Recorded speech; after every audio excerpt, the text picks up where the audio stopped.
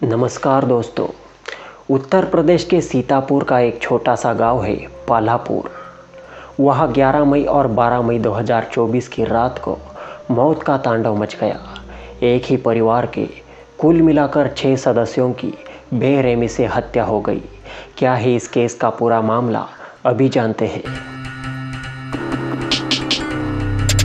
वो अपने प्लानिंग के हिसाब से आया था। उसने अपने टारगेट पर निशाना साधा और टारगेट को मौत के घाट उतार भी दिया, लेकिन इस कत्ल को अंजाम देते वक्त माँ नींद से जाग गई। अब मजबूरन उस कातिल को माँ को भी मारना पड़ा। अब दोनों को मार दिया था, लेकिन कातिल सोचता है क्यों ना तीसरे को भी मार दिया जाए। वो तीसरे शख्स को भी मार देता है।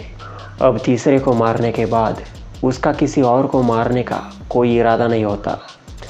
वो वहाँ से जाने लगता है, लेकिन तभी एक 12 साल की बच्ची नींद से जाग जाती है। जब वो बच्ची नींद से जागती है, वो अपने पास देखती है उसके अपने माँ बाप दादी खून से लथपथ ज़मीन पर पड़े हुए थे।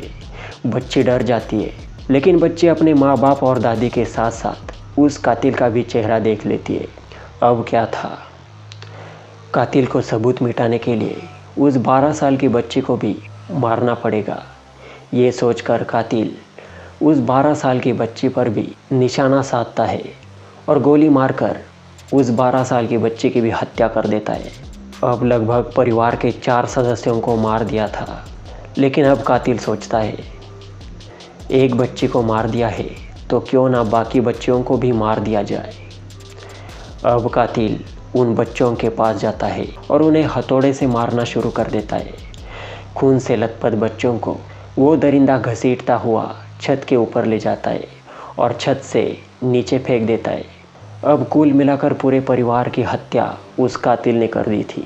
हत्या करने के बाद वो कातिल सोच लेता है कि ये मैंने क्या किया, मैंने मेरे ही परिवार को मार दिया। कल इस बारे में अगर संसार को पता चलेगा तो लोग मेरे बारे में क्या सोचेंगे, मैं कहीं पर मुंह दिखाने लायक नहीं रह गया।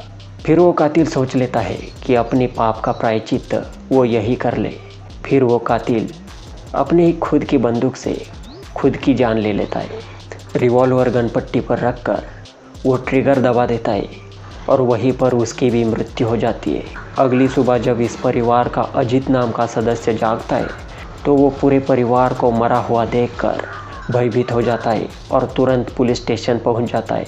पुलिस स्टेशन पहुंचने पर वो पुलिस को बताता है कि मेरे भाई अनुराग ने पूरे परिवार को मारकर खुद भी खुदकुशी कर ली है। पुलिस अजीत की रिपोर्ट लिखवा लेती है और घटनास्थल पर पहुंचकर सारे शवों का पोस्टमार्टम करती है। पोस्टमार्टम करने के बाद पोस्टमार्टम करने पर पुलिस को इस बात का पता नहीं चल रहा था कि अगर अनुराग ने इस पूरे परिवार की हत्या कर कर खुदकुशी कर ली है तो उसके सिर पर 2 गोलियों के निशान कैसे। क्योंकि अगर कोई भी इंसान खुद के सिर पर गोली मारेगा तो वो एक ही गोली मार सकता है, क्योंकि एक ही गोली में आदमी ब्रेन डेड हो जाता है, तो दूसरी गोली वो खुद को नहीं मार सकता। अब पुलिस को पता चल चुका था कि इस सामूहिक हत्याकांड के पीछे कोई दूसरा ही है। पुलिस अजीत से पूछताछ करती है। अब पुलिस का पूरा डाउट अजीत पर आ चुका था, क्योंकि घर पर वो अकेला जिंदा बचा था। पुलिस अजीत से सख्ती से पूछताछ करती है तो अजीत अपना गुनाह मान लेता है।